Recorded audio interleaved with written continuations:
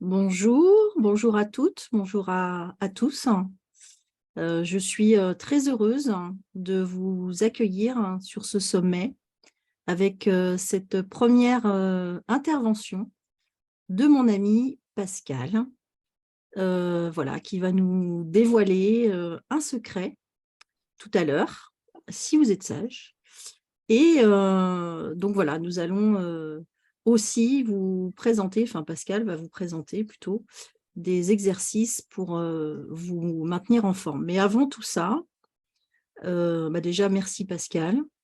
Et puis pour vous qui êtes devant votre écran, je vais vous inviter à vous installer confortablement, à prendre un carnet si vous le souhaitez, pour noter ou pour faire des petits dessins, parce que quelquefois ça peut être inspirant aussi. Voilà, je vais vous inviter aussi à prendre de l'eau, parce que c'est toujours bien de s'hydrater quand on reçoit des informations. Et on va démarrer, Pascal, si tu veux bien. Et j'aimerais bien que déjà tu nous parles un petit peu de toi, de ton parcours et de ce qui fait que tu es avec nous aujourd'hui sur ce sommet. Bonjour Anne, bonjour à toutes et à tous. J'imagine qu'il y a aussi des hommes, j'espère, dans ce sommet. Ce serait intéressant. Donc, mon parcours, moi, en fait, je suis de formation d'infirmière à la base. Et en fait, il se trouve que j'ai travaillé en cancérologie depuis l'âge de 20. Enfin, dès que je suis sortie de l'école, j'étais déjà en cancérologie. Donc, j'ai travaillé en pneumologie, en cancérologie. Et après, en chirurgie, c'était de la chirurgie viscérale. Donc viscérale, urologie, mais c'était chirurgie sur cancer. Donc pendant 20 ans en surveillance continue, en fait, en post-opératoire. Donc c'est quand même un sujet qui me... Voilà, d'accompagnement des personnes qui apprennent qu'ils ont un cancer. Moi, j'étais de l'autre côté de la barrière, quoique on m'a annoncé un jour que j'avais un cancer de la peau, donc j'ai aussi reçu cette annonce, même si c'était un petit grain de beauté de 3 mm. On m'a annoncé le mot, déjà carcinome m'a beaucoup choqué. Mais du coup, voilà, moi, j'étais du côté des soignants, et enfin, pas tout le temps, puisque ce que je viens de vous dire. Et dans mon parcours, j'ai, en 1996, découvert le Tai Chi Chuan. Donc, ça fait le siècle dernier, donc il y a 26 ans. Ce qui m'a amené ensuite à pratiquer, à apprendre la médecine chinoise. Je suis devenue enseignante de Tai Chi Chuan, d'ailleurs, aussi. Donc, j'ai enseigné pendant 20 ans le Tai Chi Chuan. Enfin, j'enseigne le Tai Chi Chuan depuis 20 ans. Fait une école de médecine chinoise, et dans mes pérégrinations, suite à une chute à ski et une capsulite à l'épaule, j'ai rencontré une kiné qui faisait la méthode de libération des cuirasses. Donc en France, il y a l'antigymnastique aussi, qui avait été développée par Thérèse Bertherat. Donc en fait, voilà. Et puis après, effectivement, j'ai fait plein de formations, NAET, écoute osseuse, d'ostéopathie, etc., etc. Donc, mon propos, effectivement, moi, ça m'intéresse fortement, cette histoire d'accompagnement du cancer du sein et bien-être et spiritualité, puisque de toute façon, l'accompagnement, ça a été le travail, je ne sais pas si on peut mettre le travail, la pratique, ou quoi qu'il en soit, de toute façon, de toute ma vie. Que ce soit l'accompagnement dans le Tai Chi Chuan, ou en tant qu'infirmière, ou en tant que thérapeute en médecine chinoise, ou en tant que bénévole dans diverses associations, etc. Donc, voilà. Pour ce qui est des présentations. Eh bien, merci, parce que c'est un parcours très riche, que moi je connais, parce que tu es une femme, en fait, multipasse, comme tu aimes à le dire, Qui voilà, passe. qui connaît plein de choses aussi, voilà, et surtout qui a découvert, je crois, la richesse du corps, en fait. Et ça va être de ça aussi dont on va parler. Parce que c'est vrai que moi, ce qui m'a intéressée dans le tai chi, c'est de toute façon, au départ, puisque c'était ma première entrée dans le corps, en dehors des corps de personnes hospitalisées. Mais du coup, c'était mon corps à moi, et tout d'un coup, c'était waouh, j'ai découvert un monde fabuleux.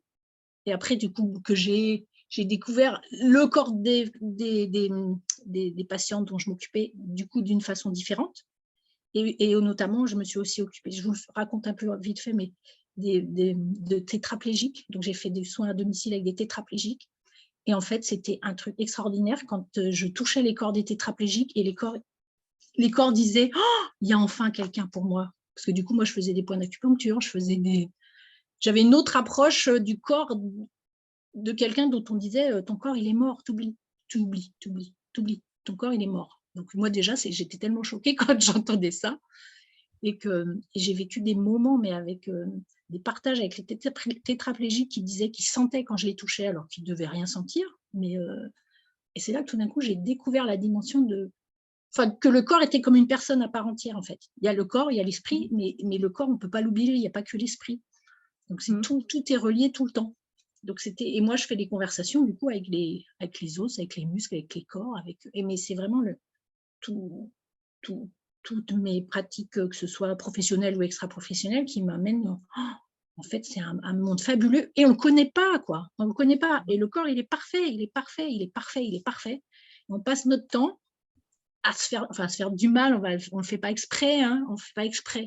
Et lui, il fait tout pour nous garder en santé.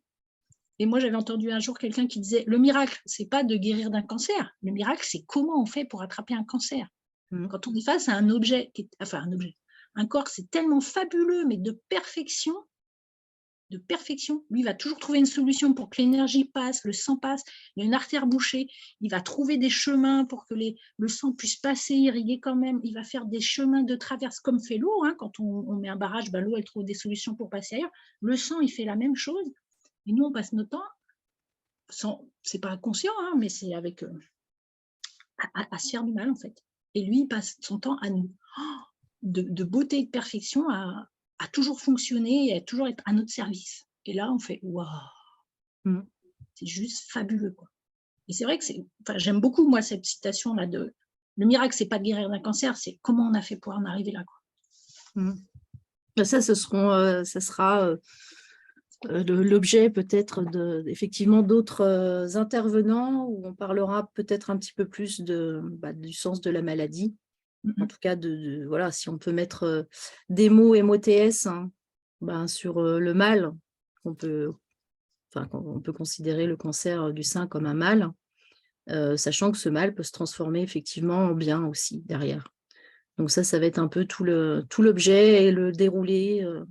J'espère que ça sera voilà, dans l'énergie subtile que vous ressentirez, que ce sommet voilà, peut parler de tout ça. Et donc aujourd'hui, avec toi, tu vas nous donner quelques astuces. Et c'est ça, c'est ton côté petit lutin et magicien que j'aime beaucoup aussi, avec des astuces très simples pour prendre soin de soi. Et c'est pas parce qu'on est effectivement alité ou en souffrance physique quand même par rapport au traitement qu'il n'y a pas des moyens très simples de se maintenir en forme. Donc, dans mes pratiques diverses, j'ai du coup soigné une capsulite. J'ai découvert la méthode de libération des cuirasses, puis par la suite l'antigymnastique. Et la capsulite, en 5 mois, je l'ai guérie. Classiquement, on dit que c'est 2 à 3 ans pour guérir une capsulite de l'épaule. Donc, j'étais assez... Donc, du coup, je me suis beaucoup intéressée à cette pratique en dehors du tai chi. Mais là, ce soir, c'était compliqué en Zoom de vous faire du tai chi. Donc, on verra ça peut-être l'année prochaine. Je ne sais pas. Peut-être l'année prochaine du tai chi. Mais pour démarrer, du coup, le truc le plus facile, quand on est alité, c'est soit avec une balle de tennis ou rien, hein, d'ailleurs. Parce que ce qu'il faut se dire aussi, c'est que même quand on est alité, même si on ne bouge pas, juste imaginez qu'on est en train de faire des exercices. Votre corps, il pense que vous êtes déjà en train de faire des exercices. Vous stimulez des zones de votre cerveau qui pensent que vous faites des exercices. Donc, même si vous avez mal, moi, c'était une capsulite à l'époque, même si je n'arrivais pas à faire les mouvements, j'imaginais que j'étais en train de faire les mouvements. Donc, même quand on est alité ou assis le temps d'une perfusion ou des moments où on n'a plus de force, aucune force, juste imaginer qu'on est en train de courir dans la forêt ou qu'on est en train de marcher au bord de l'eau ou à un endroit qu'on aime. De toute façon, le corps, il fait pas... Ça ne fait pas la différence. Et c'est une façon aussi de maintenir le corps en forme et de faire de la rééducation sans bouger. C'est quand même extraordinaire. Hein. Donc, même si on ne peut pas le faire, à des moments, on peut même juste imaginer de le faire. Donc, le premier exercice, c'était juste un massage sous la plante des pieds avec une balle de tennis. Donc là, je vous ai pris une balle de tennis, mais en fait, moi, comme je suis un peu...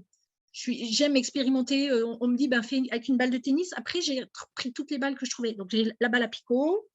Après, j'ai la balle en mousse molle, qui ressemble à... Alors, j'en ai une bleue, je crois aussi. Une petite orange. Enfin, toutes les balles que vous pouvez... Celles-ci, elles sont très, très molles. Après, j'ai acheté l'autre jour des super balles minuscules. Donc, c'est un petit sachet, les super balles, mais elles sont grosses, ouais, comme mon pouce. Si je mets à côté de mon pouce, c'est toute petite, je ne sais pas si vous voyez, voilà, toute petite balle. Oui. En me disant, comme ça, entre les orteils, ça va être fabuleux. Après, j'ai la grosse balle en mousse. Donc, voilà, très molle. Après, j'ai pris toutes les balles que je trouvais. Et donc, selon les jours, en fait, je prends l'une ou l'autre en fonction de, ben, tiens, aujourd'hui, c'est celle-ci qui m'appelle. Ma préférée, c'est quand même celle à picot. Ok. Parce que mais bon, voilà, après, c'est ma sensibilité à moi. Et après, ben, écoutez, j'en ai des grosses de tennis qui sont molles, qui sont toutes molles. Après, j'en ai trouvé, c'est des balles pour jouer comme au Pays Basque, là, avec le long d'un Balles de mur. pelote. Ouais, de pelote. Ça Et s'appelle la pelote. après, j'ai les balles, vous savez, quand on joue à la plage, là, quand on joue avec les raquettes en bois. Enfin, voilà, tout ce que je trouve, tout ce que j'ai trouvé. Et j'ai même des baguettes en bois. Enfin, tout ce qui pourrait servir à me masser sous les pieds. Et ma balle, les balles, que ce soit la balle de tennis ou ma balle à picot, elles sont par terre chez moi. Comme ça, quand je passe à côté, j'y pense. Elles ne sont pas rangées. Elles sont toujours. Alors, ça fait bon, voilà. En bas, il y a la balle à picot. En haut, il y a la balle à tennis. Enfin, selon les pièces, il y a une balle. Donc, je fais en fonction. Et puis, quand l'humeur me prend, je sors la boîte à balles et je change de balle. Donc, avant de démarrer, l'idéal, hein, dans l'idéal, après, c'est dans l'idéal, c'est de marcher, faire quelques pas, marcher et de se mettre en intériorisation avec vous. Observez comment vous êtes dans votre corps. Observez les espaces qui sont tendus, les espaces qui sont détendus. Est-ce que vous avez des douleurs quelque part? Est-ce que la droite, c'est la même chose qu'à gauche? Est-ce que comment vos pieds se posent sur le sol? Comment vos chevilles? Enfin, après, vous faites votre check-up hein, du sommet de la tête jusqu'au pied ou du pied jusqu'au sommet de la tête. Est-ce que vous avez une épaule plus haute que l'autre? Ça arrive aussi. Moi, il y a des jours où je sens que je suis de travers, je ne sais pas pourquoi. Des fois, j'ai le bassin qui est décalé. Donc, en marchant, et puis en vous arrêtant, vous observez comment vous êtes déjà installé dans votre corps, comment ça se positionne pour vous, les tensions, les détentes, etc. Et ensuite, on va commencer le massage sous le pied. Donc, pour l'instant, on va faire pied droit, par exemple. Donc, vous allez faire pied droit, vous mettez les pieds parallèles. Hein, comme ça, vous êtes pieds parallèles, largeur du bassin. Comme ça, déjà, vous démarrez, vous êtes bien pour faire la balle. Et vous allez faire connaissance avec la balle. Donc, c'est votre nouvel ami. Donc, vous arrivez déjà pour faire connaissance avec la balle et votre pied. Donc, on arrive, enfin, moi, c'est ma conception maintenant, mais moi, je n'écrase pas la balle quand j'arrive parce que mon pied, je ne sais pas s'il a envie de se retrouver écrasé avec une balle. Donc, pour l'instant, j'imagine que ma balle, elle est jaune et comme si je voulais mettre du jaune partout sous mon pied. Donc, j'essaye de passer partout pour faire connaissance avec la balle. Donc, je passe sous les orteils. Après, je roule la balle sous mon pied et je mets de l'encre. J'essaye de chaque endroit de ma plante de pied, de mettre du jaune partout. Donc, je passe bien derrière les talons aussi, ça fait partie, le bord de la plante de pied.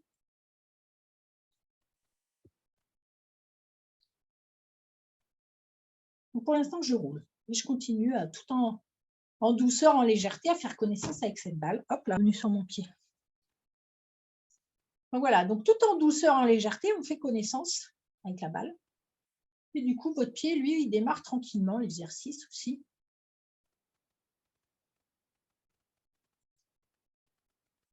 Donc après, il n'y a pas de temps imposé ni limité. Si vous avez 30 secondes pour faire ça, hein, faites-le en 30 secondes. Hein. Si vous sentez l'élan de le faire pendant 10 minutes, faites-le 10 minutes. Après, il n'y a pas de... Il n'y a pas de règle, en fait. C'est ça qui est Il n'y a bien pas de avec ce règle. que tu nous expliques. Voilà. C'est qu'après, c'est écoutez ce que ça vous dit, vous, votre corps. Si vous avez envie de passer plus au milieu tout le temps, passez plus au milieu. Si vous avez, moi là, je sens que c'est sur le côté ici, là, voilà. Moi, c'est ça qui me fait envie. Et ben, je vais rester plus là. Et tout doucement, tout en douceur.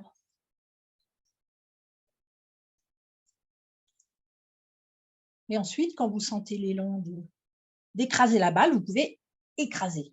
Donc, je ne sais pas là si ça va rendre quelque chose avec la caméra, mais du coup, ensuite, vous pouvez écraser sous le talon, écraser sur la plante des pieds.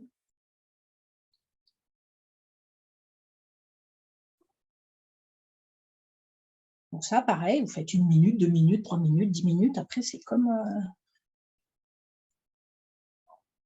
vous le sentez. Il n'y a pas d'autre mot d'ailleurs. C'est comme vous le ressentez, comme vous le ressentez.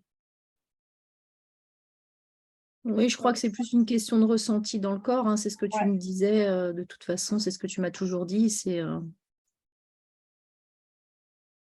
Et puis si vous sentez qu'il faut juste, voilà, moi je reviens à faire tourner sous la, en fait, écraser pour moi c'est trop dur pour moi aujourd'hui, donc je reviens à faire rouler la balle. Vous voyez, du coup on est sur l'exemple même de moi je ressens écraser, c'est pas aujourd'hui, j'ai pas besoin d'écraser la balle. Enfin pas cette balle là en tout cas, peut-être plus une balle plus molle, peut-être quelque chose, une balle en mousse. Et du coup moi je reviens plus à, voilà, je suis revenue à faire rouler la balle sous mon pied sur certains endroits. Donc, une fois que vous avez fini de masser sous le pied, hein, donc on revient. Donc là, je me suis rassise, mais une fois que vous avez massé sous votre pied, on refait une photo instantanée de comment je suis maintenant que j'ai massé un côté et pas l'autre. Et qu'est-ce qui se passe dans mon corps? J'observe le côté où j'ai massé le pied et le côté où j'ai pas massé le pied. Qu'est-ce qui a changé dans mon corps? Est-ce qu'il y a des endroits qui se sont détendus? Est-ce qu'il y a d'autres tensions? Ça a peut-être généré d'autres tensions. Est-ce que des émotions sont apparues pendant le massage? Est-ce que des émotions apparaissent maintenant ou pas? Enfin, du coup, ça peut être des images, des odeurs. Moi, je me rappelle, quand je faisais au début, c'était beaucoup des odeurs qui revenaient, des maisons, des paysages ou des maisons où j'étais entrée. Donc, c'était marrant parce qu'en même temps, mon corps, c'est ma maison. Donc, je trouvais ça assez intéressant de passer mon temps à visiter des maisons pendant que je faisais les exercices, qu'elles soient réelles ou imaginaires, et de me dire, bah, ça y est, je reviens dans ma maison, je reviens dans mon corps.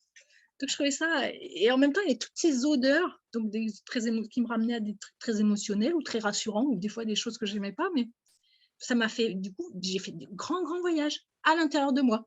Donc, et ce voyage, la porte d'entrée, ça peut être juste un petit massage sous les pieds. Donc, une fois que vous avez du coup observé qu'est-ce qui s'est passé à droite, à gauche, eh bien, on peut faire l'autre pied. Donc, on refait la même. Donc, je ne sais pas, Anne, si c'est pertinent de le faire là, parce que ça prend du temps. Tu veux que je le fasse? non, L'autre pied. juste, voilà. Là. On dit que...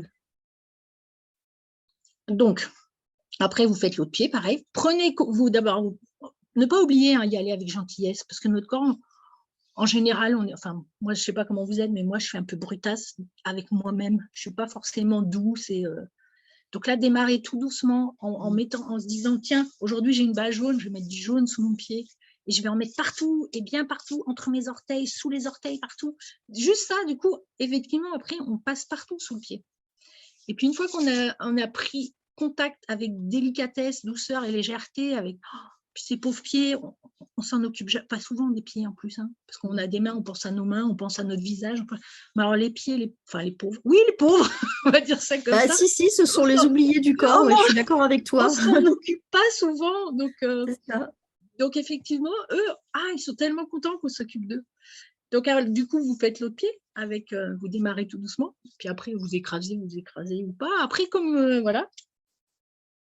Ah non, mais j'ai oublié un truc aussi entre les deux, mais ça, c'est ce que vous pouvez faire aussi, c'est en vous penchant en avant. Donc, vous mettez les bras tendus devant vous, vous penchez en avant et vous observez ce qui se passe entre la main droite et la main gauche. Voilà, vous observez ce qui s'est passé parce que du coup, c'est intéressant. C'est peut-être pas forcément, bon, j'espère que vous allez voir la différence de ce qui va se passer entre les deux bras. Donc, vous penchez en avant, vous regardez vos deux mains, et puis après, vous remontez, hein, tout simplement. Donc, ça, c'était le premier exercice. Et après, avec la balle, vous pouvez faire 2 balles aussi et masser les 2 pieds en même temps aussi. Ça, c'est aussi possible. Avec 2 balles de tennis et vous faites les 2 pieds. Ce qui est intéressant aussi, c'est si vous ne pouvez faire qu'un seul pied, parce que pour une raison X ou Y, vous pouvez masser qu'un seul pied, le corps, il est tellement formidable que lui, de toute façon, si vous prenez un temps d'arrêt, un temps de pause, lui, la détente que vous avez générée dans la jambe droite, par exemple, va passer sur la jambe gauche aussi, également, sur le côté gauche. Donc là, il faut laisser 10 minutes, un quart d'heure, pour que la détente passe de l'autre côté. Mais effectivement, si vous faites qu'un côté, c'est ça qui est formidable, moi j'adore. Le corps humain, il est formidable. Lui, il va faire passer la détente de l'autre côté. Voilà, donc ça, c'était mon premier exercice, parce que c'est facile à faire, et que vous ayez une balle de tennis. Après, moi, j'ai une baguette en bois aussi, donc on peut le faire aussi, je vous montre, j'ai une petite baguette en bois. Donc, vous pouvez le faire. On peut s'amuser avec tout ce qu'on trouve. Hein. Avec tous les objets, en fait, du côté, enfin, pas du quotidien, mais des balles, c'est vrai que tout le monde en a plus ou moins chez soi. Donc ça, c'est vraiment quelque chose de facile, quoi, à mettre en œuvre. Donc, moi, j'ai une petite baguette en bois, elle est ronde. Je ne sais pas si on voit. Voilà, elle est ronde. Elle fait 1,5 m de diamètre. Ah, pas 1,5 m, 1 cm 5, 15 mm. Et donc là, c'est pareil. Je marche dessus, en avant, en reculant, machin. Je marche comme ça entre les orteils. Enfin, je fais des massages entre les orteils. Donc, j'appuie, je passe dessus, j'appuie, je marche. Enfin, voilà. Et donc, pareil. Il y a des jours, j'ai l'élan de faire avec ça. Donc, les gens ils me disent, ah, mais j'ai pas de baguette en bois. Avec une cuillère en bois, hein, le manche de la cuillère en bois, ça marche très bien. Parce que moi, ça peut être. Après, moi, j'aime expérimenter. Dès que je trouve un truc, je dis, bah, tiens, je vais essayer avec ça. Donc, ça peut être, voilà.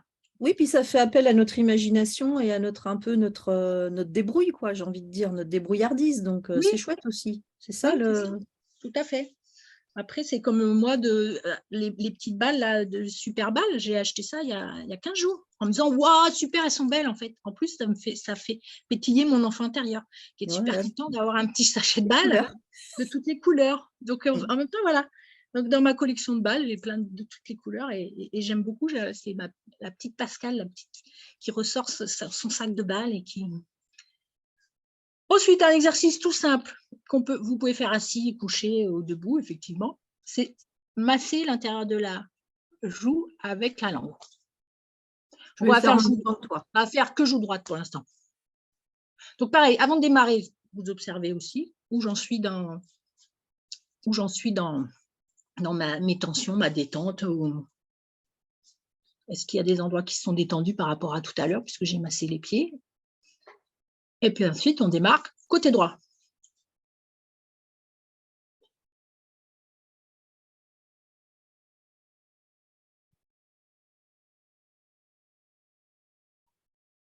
Donc, on ne fait que la joue pour l'instant. Hein.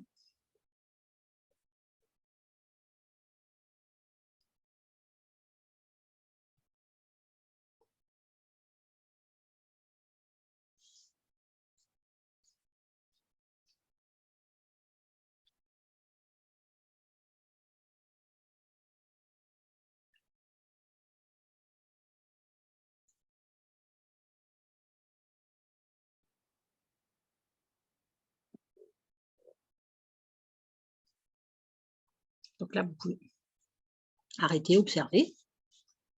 Qu'est-ce qui a changé? C'est étrange. J'aime beaucoup, moi, cet exercice parce que c'est simple. Et là, c'est pareil. La joue, bah, jamais on masse une joue. Enfin, peut-être par l'extérieur, mais par l'intérieur. Je trouve ça assez étonnant. Et la langue, du coup, enfin bon, bref. Alors, on va faire la joue gauche.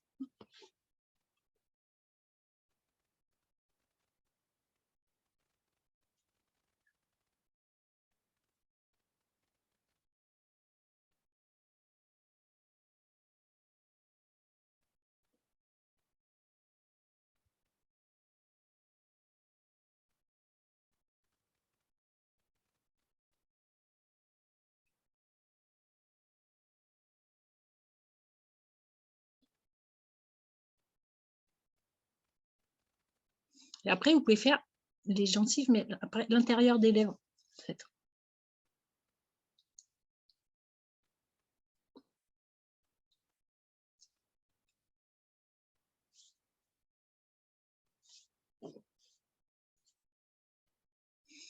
Et voilà.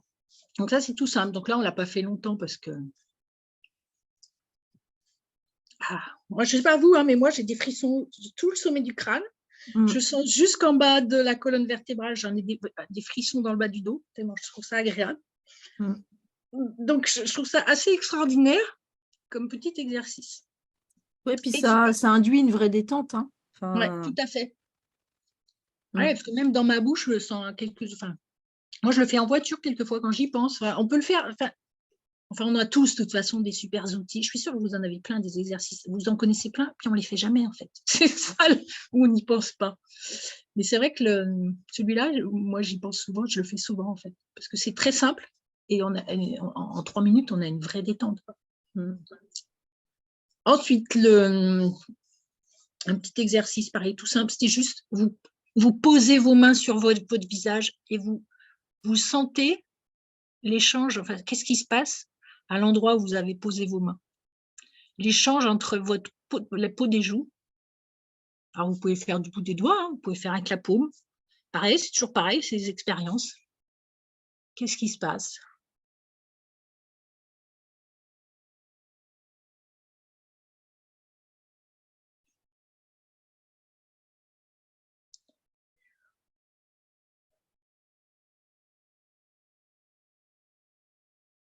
Vous pouvez poser sur le crâne aussi.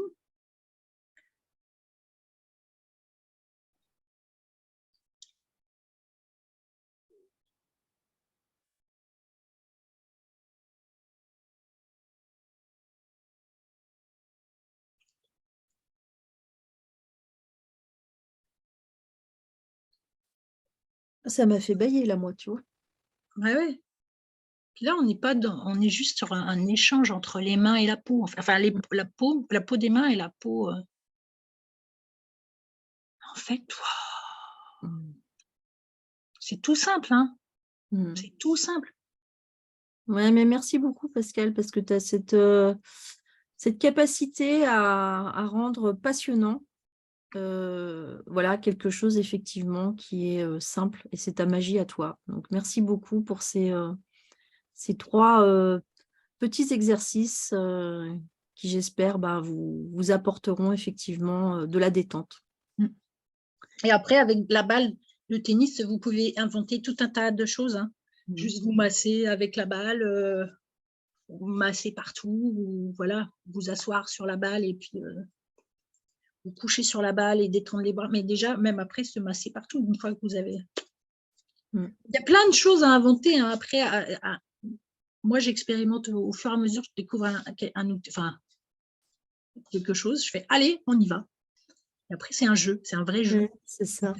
Voilà. C'est ça. C'est transformer en fait son rapport au corps en jeu, et c'est là qu'on découvre... c'est là qu'il y a des jolies découvertes et qu'on découvre des pépites. Oui, tout à fait. Et après, de se dire que de toute façon, juste je masse le pied, ça va masser tout mon corps. C'est ça. Parce qu'en plus, moi, c'est pareil, j'avais fait une formation qui s'appelle ECIVO aussi, où c'était un point d'acupuncture ou un point du corps, en fait, et c'est tout le corps entier. Donc, il y a des moments, c'est très, très simple, en fait. Je masse mon pied, ça détend tout le corps. Je masse ma joue, ça masse tout le corps. Je pose mes mains, et ça fait pour tout le corps aussi. Et après, à chacun de trouver Merci encore. Avec plaisir, merci de m'avoir laissé cet espace pour partager ces petits exercices. Et maintenant, tu vas nous raconter, si tu veux bien, une histoire que tu m'as racontée il y a quelques mois de ça. Et je me souviens qu'on avait été particulièrement émus, toutes les deux, quand tu me l'avais racontée, parce qu'il y avait vraiment quelque chose d'extraordinaire qui se passe, en fait, dans ce que tu vas nous livrer maintenant. C'est un vrai secret. Donc voilà, je te laisse la parole et l'énergie, Pascal. Donc, l'histoire, c'est que j'ai une de mes élèves qui est venue un jour me raconter qu'elle allait être opérée d'un cancer du sein, donc au mois de juin, et qui était complètement démunie sur cette opération, et puis terrorisée, enfin, tout. Donc, elle ne savait plus comment faire, en fait, elle ne dormait plus la nuit, elle ne mangeait plus, elle était vraiment très, très, très mal, et elle devait se faire opérer le lendemain ou le surlendemain de son cancer du sein, sachant que derrière, elle aurait de la chimiothérapie, de la radiothérapie, et qu'elle était même en difficulté pour en parler avec ses enfants, avec son mari, avec tout le monde, en fait, autour d'elle, parce qu'il y avait ça aussi, l'enjeu pronostic vital, elle ne savait plus comment faire. Donc, je lui ai raconté, du coup, ça vient de mon expérience, d'une opération que j'ai eue moi aussi, d'ailleurs, où en fait, quand je me suis réveillée, mon corps, il m'a raconté pendant des jours et des jours sa terreur, mais sa terreur, sa terreur.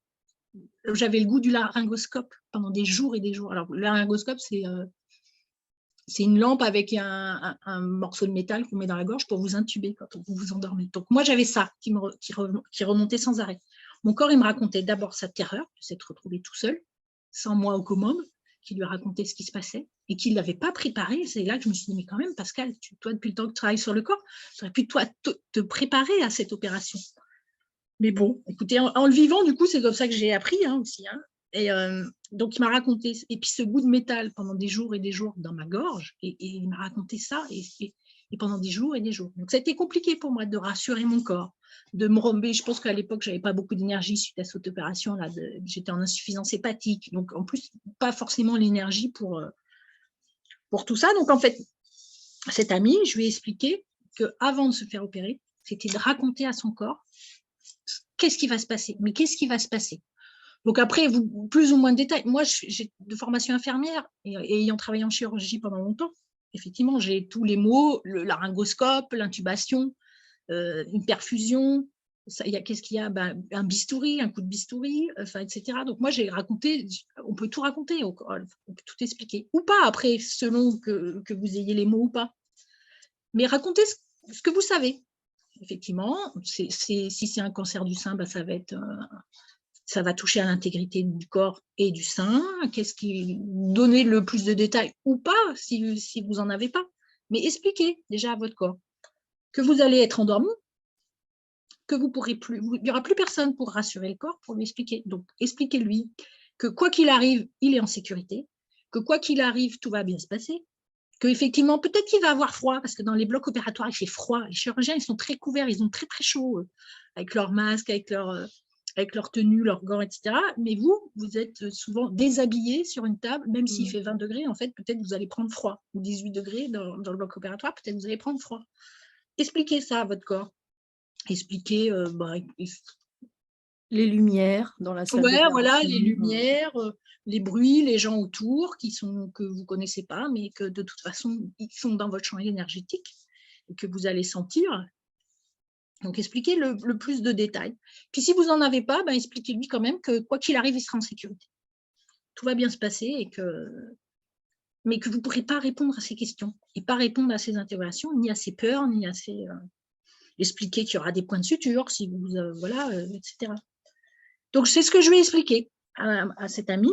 Et donc, elle s'est raconté l'histoire de son opération, elle se l'est racontée la veille au soir. Elle se l'est racontée le lendemain matin. Et donc, en plus de ça, je lui avais raconté la deuxième chose en lui disant, ce que tu fais, c'est que tu fais sur ton sein, après l'opération, tu fais le lemniscate. Donc, moi, la première fois que j'en avais entendu parler, c'était le 8 tibétain. C'était une amie qui allait souvent dans un monastère. Et en fait, elle disait, moi, dès que mes enfants se cognent, je leur fais le 8 tibétain. Donc, en fait, elle faisait le 8. Donc, moi, en fait, je cherche le sens qui me convient. Voilà. Après, je sens qu'il y a un sens qui me va, où ça marche bien. Puis après, vous ne posez pas la question. Ce n'est pas grave. Donc, moi, quand je le fais sans obligation de réussite. En fait, c'est ça.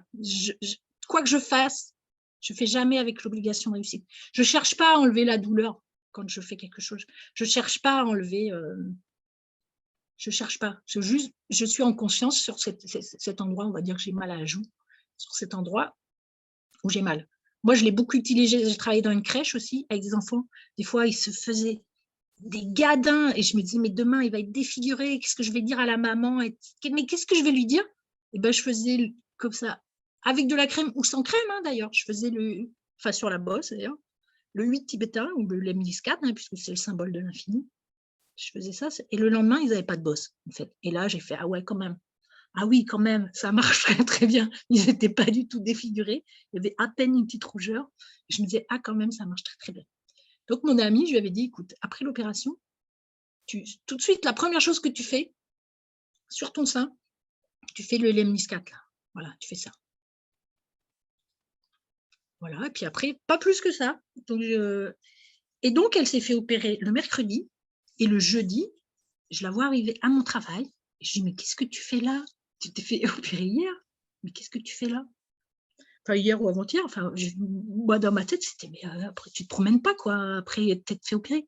Elle me dit, ah, mais il fallait que je vienne te voir pour te raconter ce qui s'est passé. Parce qu'en fait, donc elle m'a raconté qu'elle avait expliqué à son corps, la veille au soir de l'opération, puis le matin, qu'en fait, elle a super bien dormi, ça faisait des mois qu'elle ne dormait plus, qu'elle avait super bien dormi. Elle est arrivée avec 0 stress à l'opération, pas du tout stressée.